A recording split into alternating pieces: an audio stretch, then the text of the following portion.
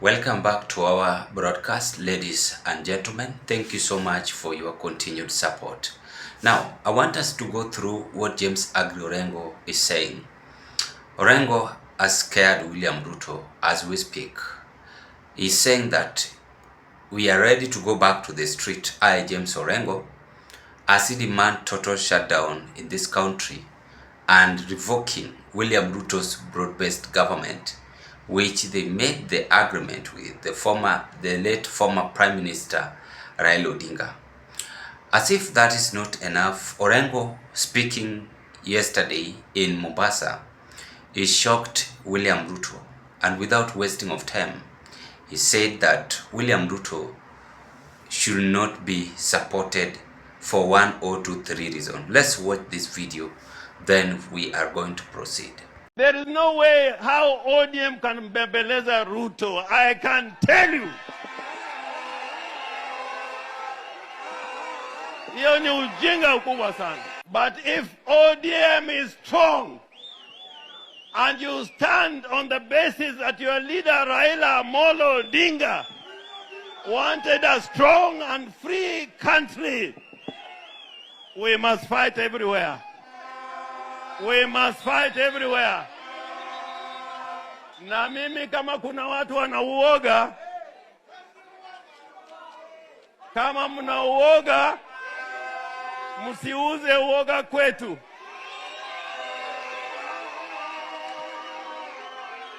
We are prepared to go back to the streets. Me as James Orengo, I am prepared to go back to the streets. Kono juu, kono juu, kono juu. Kono juu, kono juu, kono juu. Kono juu, kono juu. Twende, twende, twende. Vijana mnataka nani? Wazee mnataka nani? Tunataka baba. Joey, Joey. Joey. Joey. Joey. Joey. Joey. Joey. Joey. Joey. Serikali gani? Serikali gani iliua Ojwang? Serikali gani iliua Ojwang? Ni serikali ya ODM ama ni ya UDA? When Raila Amolo Odinga agreed to form a government together, it was constitutionalized. Iliwekwa kwa sheria. Hapana MOU. MOU is not as good as a marriage certificate. MOU is not a legal document. Is not enforceable. Is not registrable under the Political Parties Act. So ile imebaki ni kuuliza nyinyi vijana, how many of you are prepared to fight for the people? How many of you are prepared to fight like Raila? And when we fight like Raila...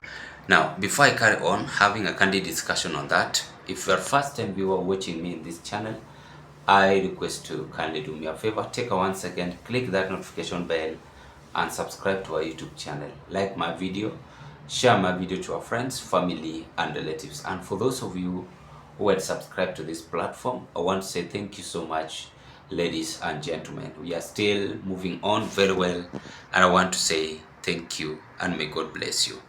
Now, one thing I'm observing here, number one, is all about political disagreement.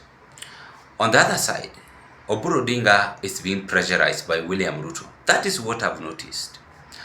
And because he's old enough and easy to be convinced, Oburu Odinga seemed to be controlled by William Ruto, because William Ruto himself sent 1 million and gave Jalas so that Jalas can give youth to have a trip in Mombasa. Imagine 1 million just visiting ODM at 20. And this ODM at 20 is just a political game. They are trying to group up among themselves to ensure that they endorsed a candidate. On the side of Gladys Wanga and John Mbadi, they are more in this ODM.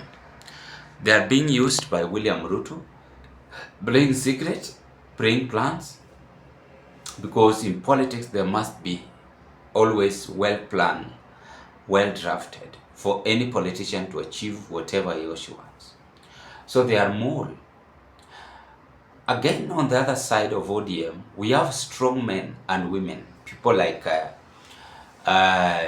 Babu, Edwin Sifuna, making William Ruto to be in a very, very hot crisis. So, James Orengo is following Edwin Sifuna and Babu Wino's footsteps. This takes us to the third analysis, that they don't trust William Ruto. When someone don't trust you, he or she will distance himself away from you. Not that he hates you, not that he don't or she doesn't like you. No, it's because once in a while you misbehaved and you made him or to be scared. William Ruto misbehaved once in a while. They were among the team who betrayed Raila Odinga. Let us be honest. They betrayed Raila Odinga in 2013 and 2017.